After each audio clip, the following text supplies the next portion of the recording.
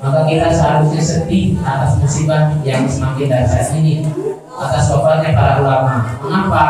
Kita sedih bukan karena para ulama wafat, sebab mereka semua wafat karena memang sudah berakhir tugas mulia mereka menjadi panutan umat.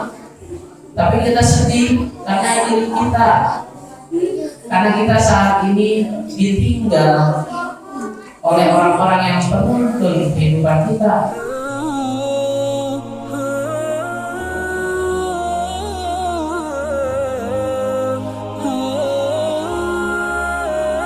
Salah satu bukti dari ketakwaan adalah saat kita bisa menyikapi musibah. Maka seharusnya akhir ini kita mungkin banyak diluka atas banyaknya bencana yang menimpa kita. Entah mulai dari kabar duka pesawat jatuh, banjir bandang, tanah longsor, atau mungkin gempa bumi yang akhir ini baru terjadi. Kita selaku muslim bagaimana menyikapinya? Pertama, perhatikan bahwa Allah Subhanahu wa Ta'ala adalah pemberi izin atas segala musibah yang terjadi kepada kita. Itulah mengapa dalam surah At-Taghabun ayat 11 Allah Subhanahu wa Ta'ala berfirman, "Ma asaba min musibatin illa biiznillah." Ya, dan tidak ada yang menimpa berupa musibah kecuali atas izin Allah Subhanahu wa Ta'ala.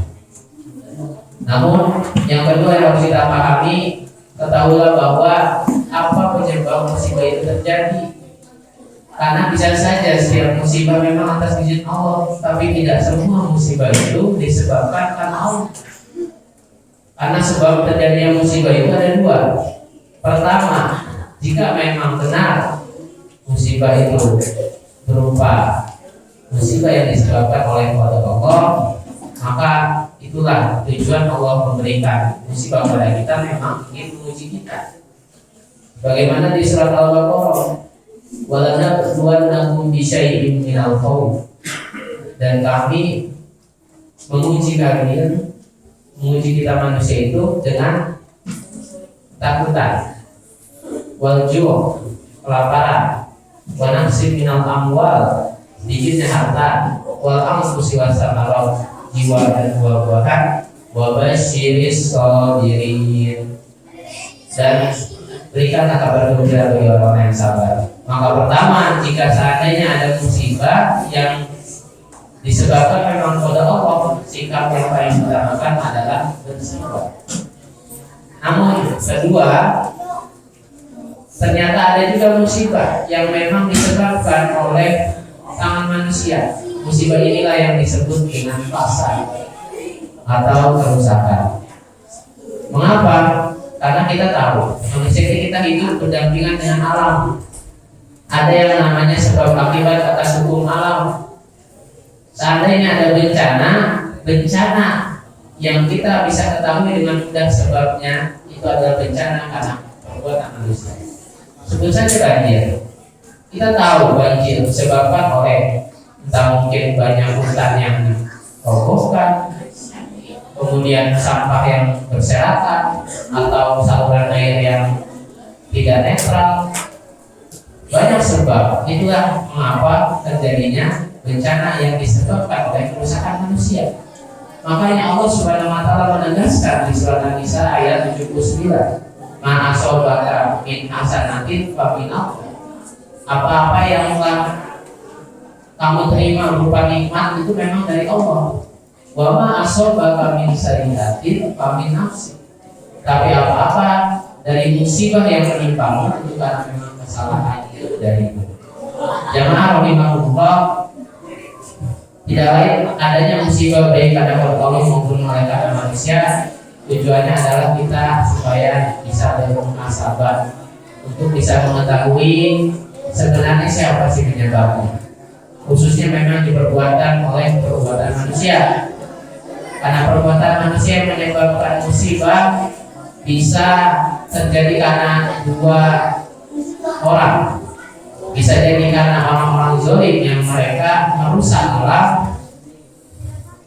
Maka sikap kita terhadap orang-orang zalim itu adalah untuk memusnahkannya, menyingkirkannya. Sebab dalam Islam tidak ada kesabaran atas kezaliman. Hanya ada 3 sabar dalam Islam. Pertama, sabar dalam menjalankan ketaatan. Kedua, sabar dalam menjauhi maksiat. Dan yang ketiga, sabar atas qada yang diterima. Bukan sabar karena kezaliman. Maka orang-orang yang zalim, yang mereka merusak, maka harus segera disingkirkan. Namun bisa saja yang kedua, bukan karena orang-orang zalim, tapi karena kita. Karena kita apanya? Karena memang maksiat dan dosa yang telah kita perbuat yang menjadikan azab atau musibah itu datang menimpa kita. Maka ketika terjadi ini, sikap kita adalah sabar dan bertaubat. Sebab Allah Subhanahu wa taala berfirman seperti ini. Yuqalu fasadu fil barri wal bahri bima kasabat aydin nas.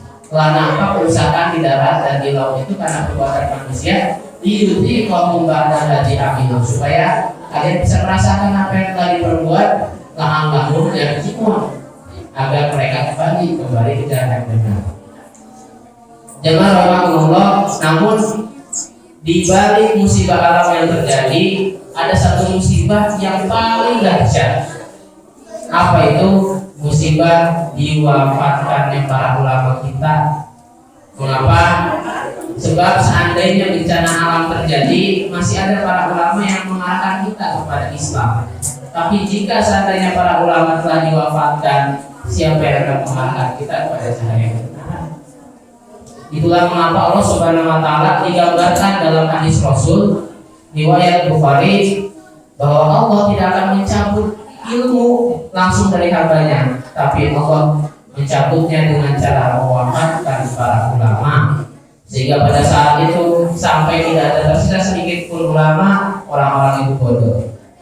Dan orang-orang mereka bertanya kepada orang-orang bodoh, dan orang-orang bodoh itu mengeluarkan fatwa atas ketidaktahuan ilmunya. Mereka lah yang sesat dan menyesatkan. Begitulah Rasul mengabarkan dalam sebuah hadis.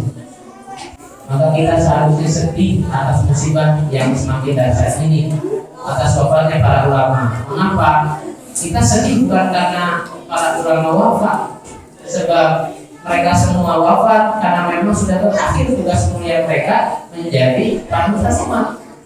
Tapi kita sedih karena diri kita, karena kita saat ini ditinggal oleh orang-orang yang penuntun kehidupan kita. Sedih atas diri kita, sebab diri kita bagaikan malam yang hanya bergantung kepada sinar bulan atau sinar bintang-bintang.